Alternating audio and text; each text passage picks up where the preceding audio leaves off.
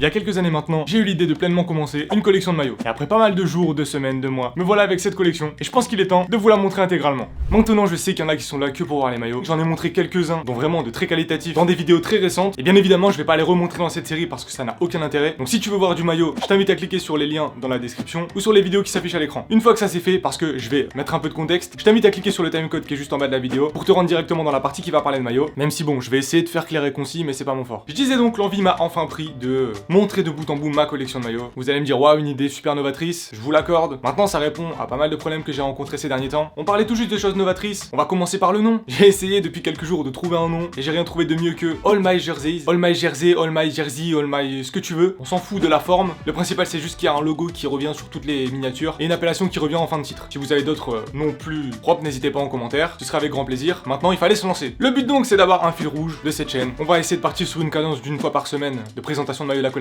Le nombre de maillots présentés dans la vidéo évoluera au fil des épisodes. Je pense qu'on va commencer par 5 maillots. Si je vois que c'est trop long, on avisera. Si je vois que c'est trop court, on avisera aussi. Et j'anticipe déjà la question de pourquoi tu ne fais pas une seule vidéo pour tout montrer. Tout simplement parce que j'ai pas envie de cramer tout mon réservoir de contenu sur une vidéo qui sera certainement pas très regardée parce que beaucoup trop longue pour ce que ça sera. Et j'ai pas envie de d'utiliser certains maillots qui ont de belles histoires que je vais devoir expliquer en 30 secondes parce que la vidéo sinon fera 3 heures. Ça me permet également de me délester d'une partie de la pression un peu inutile que je me mets avec la cadence de contenu parce que là je sais très bien qu'en très peu de temps ce sera tourné, en très peu de temps ce sera monté. Il y aura peut-être plus d'hésitation dans les phrases, peut-être un peu moins de montage, de cut, etc. Mais ce sera totalement voulu étant donné que le but de la série ce sera juste de faire quelque chose d'authentique et ça m'aidera aussi à me développer et à être plus habile oralement pour éviter de me couper au montage. En plus de ça, le fait de pouvoir tourner ce contenu assez facilement, étant donné qu'il n'y a rien à inventer, c'est juste du ressenti pur et dur, c'est des histoires de collection, etc. Ça va me permettre de pouvoir tourner des vidéos d'avance et donc de pas être sous pression de devoir sortir une vidéo du vendredi pour le samedi ou du samedi pour le dimanche. En conclusion, une petite série fil rouge, je vous montrerai les maillots de ma collection un à un avec leurs histoires. Si tout va bien, une autre vidéo plus produite avec un concept plus recherché en milieu de semaine, sinon une semaine sur 2 et si vraiment ça va pas une semaine sur 3 parce que comme j'aime le répéter actuellement, niveau quantité de travail en ce moment c'est un peu compliqué de produire tout ce que j'aimerais produire. Bon, ça fait un petit moment que je parle, je pense que ça doit faire 10 minutes. Merci à tous ceux qui sont encore là, merci à ceux qui soutiennent. J'en profite aussi pour vous demander de vous abonner si ça n'est pas encore fait, si vous voulez voir les autres maillots. On est dans une petite niche, donc un abonnement, un like, un commentaire est vraiment très important et ça aide pour se faire découvrir. Bon, cette fois-ci assez parlé et j'ai forcément commencé à réfléchir quel sera le premier maillot que je vais vous montrer et ce que je vous propose c'est d'aller le chercher de suite. Allez, on est parti pour le premier maillot et sans surprise, je vais vous montrer ce maillot de la Suède 2004. Un maillot qui, je pense, me définit le mieux. Une histoire que j'ai racontée maintes et maintes fois partout sur la chaîne, et même sur d'autres, et que je continuerai à raconter. Donc, maillot de la Suède 2004. Maillot qui a quasiment 20 ans, maintenant. Je pense que vous avez très vite compris de quoi il s'agissait. Maillot floqué au nom de Zlatan Ibrahimovic. Et maillot qui a une histoire particulière. Déjà, il est patché. Les patchs sont énormes et cousus. Patch forcément que je n'avais pas dans la collection. Et alors, comme je le répète assez souvent, j'ai passé sincèrement 10 ans de ma vie à essayer de trouver des maillots de la Suède en magasin. Vous vous doutez bien que je n'ai jamais rien trouvé. Alors, j'ai fait tout ce qui était possible et imaginable, les magasins de sport généralistes, les Umbro, les outlets de partout. Et de toute façon, même si j'avais trouvé, j'aurais été qu'à moitié contenté étant donné que je voulais le maillot floqué de manière officielle. Un beau jour, je me suis mis en tête d'essayer de récupérer tous les maillots possibles portés par Ibra, comme une revanche en fait. Et je pense que c'est une des plus belles revanches que j'ai réussi à accomplir étant donné que c'est un maillot qui a été dédicacé par le joueur. Restitution de contexte, cette fois-ci on est dans du storytelling pur et dur. Juste avant la pandémie, je commençais enfin à me déplacer seul pour aller voir le PSG, jouer un peu partout. Je vous fais pas un dessin mais forcément ça a un peu été compromis. Et dès que j'ai eu l'occasion de pouvoir me redéplacer, dès que les stades auraient ouvert, je me suis rendu au Parc des Princes pour aller voir le match PSG-Vassland-Beveren. Un match lunaire qui s'est joué en 3 tiers temps. Neymar qui a décalé un penalty pour Mauro Icardi. Et j'avais négocié en parallèle de ça avec un collectionneur qui résidait du côté de Saint-Germain-en-Laye, je crois, pour aller lui récupérer ce maillot après la fin du match. Et donc juste après le match, je me suis rendu directement chez ce monsieur pour négocier et récupérer le maillot que j'avais payé aux alentours de 250 € à l'époque. Faut savoir que j'avais ni les contacts, ni les connaissances, ni la patience d'en trouver un autre ailleurs. Donc c'était une somme certes, mais pour un maillot d'il y a 20 ans, allez 15 ans à l'heure où on se parlait, en plus dédicacé parce que oui, il a été dédicacé avec soin par le joueur. Et en gros, la personne m'expliquait qu'elle habitait pas loin du camp des loges, qu'elle se rendait couramment là-bas pour essayer d'aller faire dédicacer des maillots. Elle avait des photos avec David Luiz, avec Maxwell, avec Lucas. Et que pour des soucis de déménagement, elle se séparait de la majeure partie de sa collection de maillots, dont des maillots dédicacés. Belle histoire, oui. Authentique, je ne sais pas. Je lui laisse le bénéfice du doute. Et quoi qu'il en soit, rien que pour l'histoire et pour les souvenirs, c'est un ajout de ouf parce qu'un maillot authentique de cette époque, c'est déjà pas simple à trouver. Bloqué avec des matériaux qui m'ont l'air d'époque également, c'est vraiment pas chose simple non plus. Alors avec la petite dédicace, clairement je pense que ce maillot là, pas dédicacé, de nos jours tu le trouves pas moins cher de 150-200 €. Donc bloqué, badgé, dédicacé, je pense pas que ce soit une mauvaise affaire. Et je pense qu'on commence de la meilleure des manières. Et le maillot restera avec nous jusqu'à la fin de la vidéo. On va passer au second et on va faire plus expéditif je pense. et les plus anciens de la chaîne le connaissent déjà. Je vous le montre aujourd'hui parce que j'y ai repensé il y a quelques jours en fait. C'est un maillot de la Juventus saison 2015-2016 qui est ma foi sympathique, qui est en plus patché avec le patch de la Serie A qui est joli lui aussi. Et à cette époque là je collectionnais pas encore les maillots, mais je commençais à avoir cet attrait pour le beau maillot floqué, vous le verrez juste après, pour pouvoir jouer au foot et pouvoir se démarquer, prendre un joueur que l'on apprécie, un joueur qui nous fait kiffer tous les week-ends et arborer fièrement son nom. Ce que j'ai donc fait, c'est que j'ai commandé ce maillot, je suis plus sur Foot Center ou un truc du genre, au nom de Paulo Dybala. Alors oui, il y a des petites traces, mais ça on en viendra après, c'est une autre histoire qui est venue après coup. Mais j'ai été victime de la fameuse appellation flocage personnalisé. Pour ceux qui connaissent pas en fait, quand vous commandez des maillots sur des sites un peu généralistes, souvent vous avez la possibilité de faire poser un flocage, ce qu'ils appellent personnalisé. En gros, c'est du lettrage blanc contour noir ou noir contour blanc. Et en fait, je me suis pas rendu compte, donc j'ai lâché un billet, le vrai prix de base pour le maillot plus flocage plus patch. Et quand je l'ai reçu, j'ai eu la bonne surprise de voir que c'était pas la typo officielle. Je me suis fait avoir une fois, pas deux, et c'est une des plus grosses erreurs que l'on peut faire en collection. Ça paraît évident avec du recul, mais sur le coup ça ne l'était pas, donc j'imagine qu'il y en a plein d'autres qui ont dû se faire avoir aussi. Et donc pour la petite histoire, un beau jour j'ai essayé de retirer le flocage. Donc j'avais bombardé d'acétone, de produits dégueulasses en tout genre, et j'ai jamais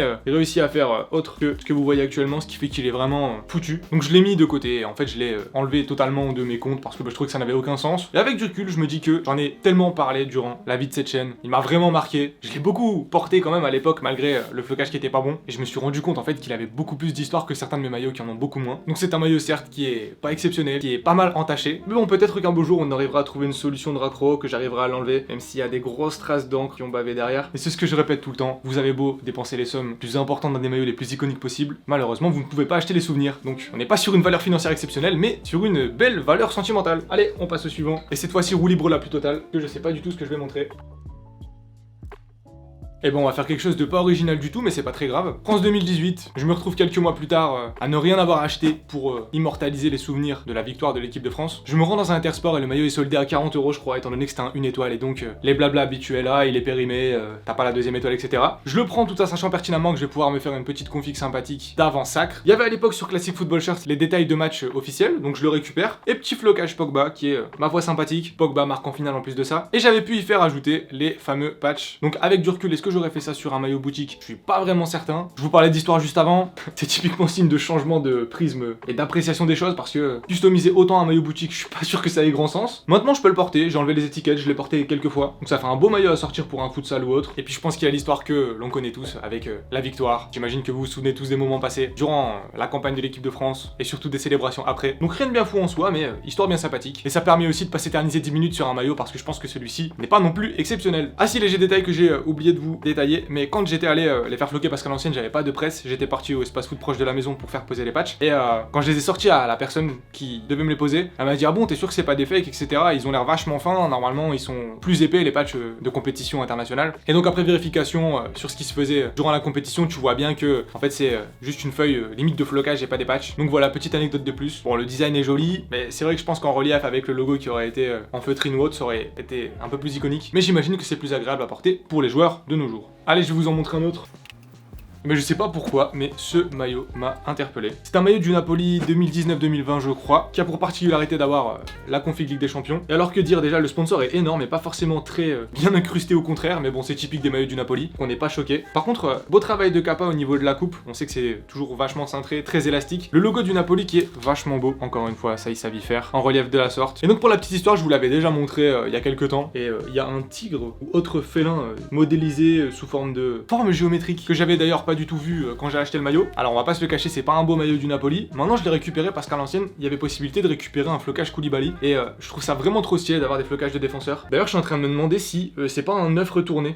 C'est quand même exceptionnel. Et puis je pense que c'est totalement un œuf retourné, donc c'est magnifique, ça fait une histoire en plus. Maillot que j'avais acheté sur Classic Football Shirts avant la montée folle des prix. C'était pas excessivement cher et j'imagine qu'ils ont vendu ça en connaissance de cause sans prévenir. Donc un peu moyen, mais bon. Ce qui est bien, c'est que j'ai tourné une vidéo dédiée il y a quelques temps sur ce maillot et que je m'étais pas rendu compte de ça. Je vous parlais d'histoire, mais je pense qu'il y en a une de plus à raconter. Et du côté plus terrain, c'est vrai que Koulibaly était vraiment très important à Naples. Et il me semble que c'est un maillot qui avait été porté durant la saison où le PSG tombe contre Naples. Et donc on aurait eu des matchs mémorables où Di Maria vient égaliser, il me semble, au Parc des Princes pour le 2-2 qui permet au PSG de se qualifier en Ligue des Champions. À l'époque déjà ça parlait d'Europa League, mais Di Maria en avait décidé autrement et il me semble que j'étais au stade pour ce jour-là. Donc voilà, que d'histoire, magnifique. Et déjà qu'il avait été reçu avec une trace rouge dégueulasse sur le flocage, maintenant que je sais qu'il est à l'envers, c'est vraiment pas un maillot que je vais retenir malheureusement. On conclut par un dernier, je pense à 5ème, c'est pas mal.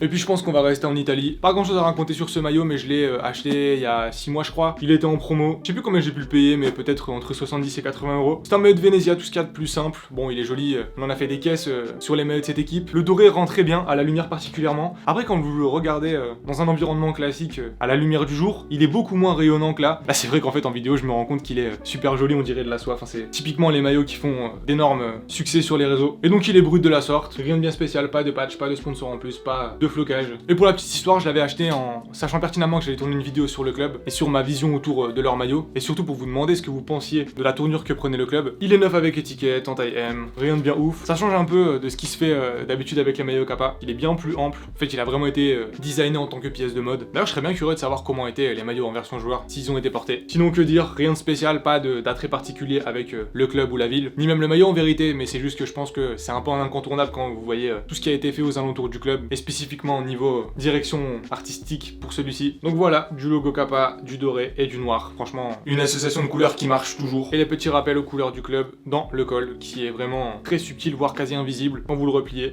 Et je pense qu'on en a vu assez pour aujourd'hui. Allez, vidéo terminée. Et clairement, je vous parlais d'authenticité au début de la vidéo. C'est clairement ce qui s'est passé. Le montage sera certainement authentique, je pense que le terme sera adéquat aussi, parce que j'ai pas vraiment le temps de passer un gros volume d'heures dessus. Je me suis rendu compte que j'avais présenté pas mal de maillots que je vous avais déjà montré auparavant. Les anciens de la chaîne auront certainement déjà vu certains maillots. Je verrai pour la suite à mixer ceux que j'ai déjà montrés et de nouveaux que j'ai achetés. Parce que pour la petite histoire, j'ai fait les comptes il y a quelques jours sur le nombre de maillots et je pensais vraiment pas que j'en avais ajouté autant sans pour autant les montrer en ligne. Donc vous inquiétez pas, il y aura plein d'inédits et de toute façon, il y en a plein qui seront ajoutés entre temps. Je remercie donc les personnes qui sont encore présentes à l'heure où on se parle. J'espère pouvoir tenir les engagements et continuer de la sorte. Maintenant, seul l'avenir nous le dira. Merci d'avance à ceux qui s'abonneront, qui prendront la peine de lâcher un commentaire, un petit like, un partage, ce que vous voulez. Quoi qu'il en soit, je vais vite me coller au montage. Je vous souhaite de passer une bonne journée, une bonne soirée. C'était Quentin. Allez, salut!